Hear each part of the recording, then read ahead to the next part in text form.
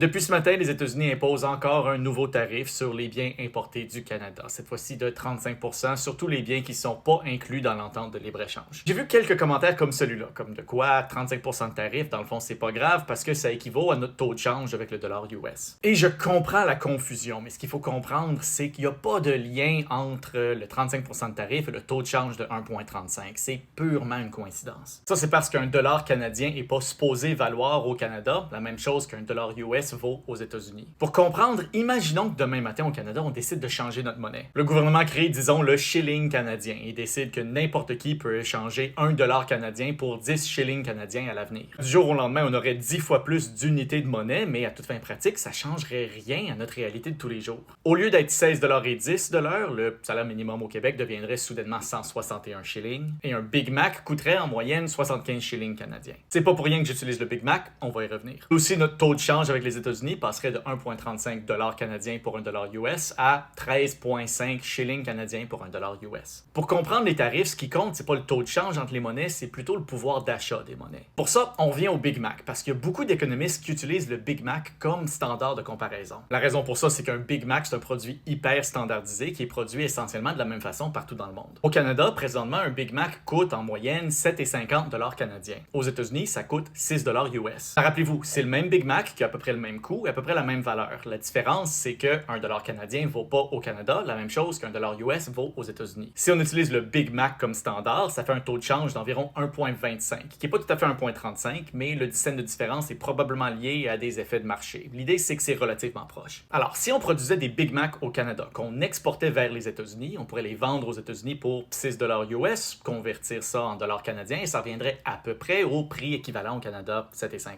Mais si on produisait des Big Mac au Canada pour les exporter vers les États-Unis et les États-Unis imposaient un tarif de 35%, ben ce Big Mac-là aux États-Unis coûterait 8,10 $ US. Ce qui serait beaucoup plus cher que le prix dans le marché aux États-Unis de 6 $, alors on n'en vendrait pas. C'est pour ça que peu importe le taux de change entre le dollar canadien et le dollar US, les tarifs vont quand même avoir un impact.